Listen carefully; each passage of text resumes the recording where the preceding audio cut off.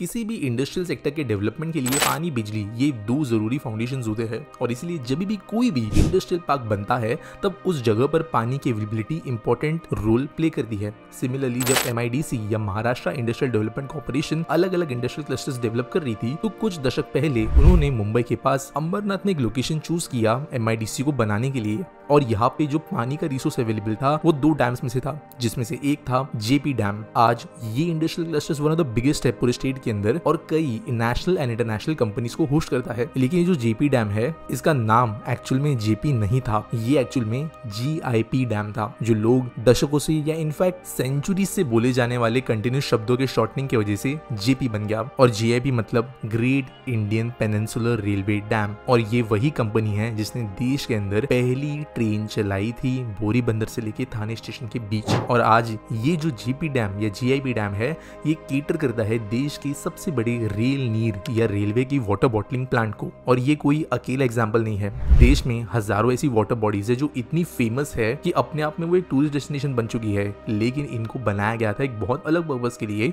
और रेलवेज इनकी करता धरता थी। एग्जाम्पल से दूं तो लिटरली ऊटी की जो यूनेस्को वर्ल्ड हेरिटेज साइट के अंदर आने वाली रेल लाइन है उसके पास में बनाया गया ऊटी लेक रेलवेज के लिए ही डेवलप किया गया था। इसके अलावा भूशी डैम जो लोनावला में है ये भी रेलवेज के लिए डेवलप किया गया था। Maroda dam, Jhansi tank, Cheruthuruthy railway tank Kerala, ये सब के सब रेलवेज ने डेवलप किए थे। अब ऑब्वियसली मैं उस जमाने की बात कर रहा हूँ जहाँ पर इंडियन रेलवेज की बॉडी नहीं थी, अलग अलग कंपनीज रेलवेज चलाती थी। ये 1800s की बात है जहाँ पर GIP railways, Bombay Baroda and Surat railway company, eastern railways, Madras railway, ये अलग अलग कंपनीज चलाती थी और यही इन टैंक्स को डेवलप करती थी। चलो इनका इतिहास समझते हैं। स्टीम लोकोमोटिव्स इनिशियली जब चलना शुरू हुए तो ऑब्वियसली इनको कोयला और भाप के लिए पानी की जरूरत थी और पानी की भी मात्रा काफी अच्छी होती थी और फ्यू टेंस ऑफ किलोमीटर्स में यहाँ पर पानी की नीड पड़ती थी लोकोमोटिव्स को, स्पेशली अगर ये हैवी हॉलिंग कर रहे होते थे तो। और उस जमाने की रेलवे कंपनीज को ये पता था कि ट्रेन सिस्टम्स का सही से चलने के लिए पानी प्रॉपर्ली अवेलेबल होना चाहिए, पर्टिकुलर डिस्टेंसेस के ऊपर साल भर अवेलेबल होना चाहिए, इसकी कोई कमी नहीं होनी चाहिए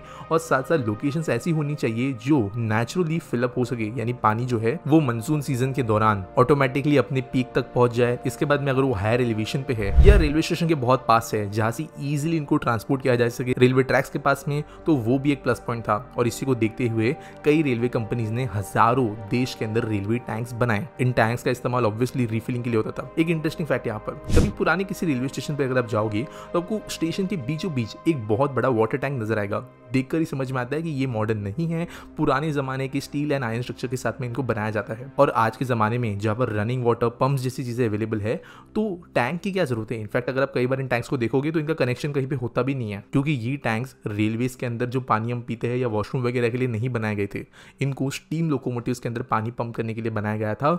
और ये टैंक्स उस जमाने से अब तक एग्जिस्ट कर रही है और इन टैंक्स को इन्हीं water reservoirs, tanks, dams, lakes इनके जरिए फिल किया जाता था। लेकिन बाद में जैसे जैसे स्टीम लोकोमोटिव्स कम हुए, इलेक्ट्रिक एंड डीजल ट्रेन्स चलना शुरू हुई तो ये रेलवेज के लिए नेसेसरी नहीं बचे। हमारे आजादी के पहले ब्रिटिशर्स के दौरान जब ये अलग अलग रेलवे कंपनी चलती थी तो ये अपनी अपनी चीजें खुद से संभालती थी और यहाँ पर इन टैंक्स को बहुत हैवीली मेंटेन एंड प्रोटेक्ट भी किया जाता था, क्योंकि ये रेल लाइन्स हमारे देश के लोगों के लिए नहीं बल्कि गुड्स के प्रॉपर मूवमेंट के लिए बनी थी, जो ब्रिटिशर्स को पैसा कमाने के लिए जरूरी थे और रेलवेज इनको अपनी प्रॉपर्टी की तरह मानती थी। जब इंडियन रेलवे स्थापित हुई, ये कंपनीज बंद हुई, इनका मर्जर हुआ और एक गवर्नमेंट एंटिटी ये बन गई, तब सवाल थे। रेलवेज जब स्टीम लोकोमोटिव चला रहा था ऑब्वियसली तब भी ये जरूरी थे, लेकिन जैसे जैसे डीजल इलेक्ट्रिक हो गया तो अब इन लेक्सा करे क्या। हालांकि आज भी कई ऐसे है रिजर्वॉयर्स जो रेलवे अपने अंदर रखता है या अपनी प्रॉपर्टी के तौर पे कंसीडर करता है, लेकिन कई रिजर्वॉयर्स हमारे local, state and central department of water supply को दे दी गई है। आज के डेट में जो वाटर बॉडीज है ये industrial development, drinking water, agricultural use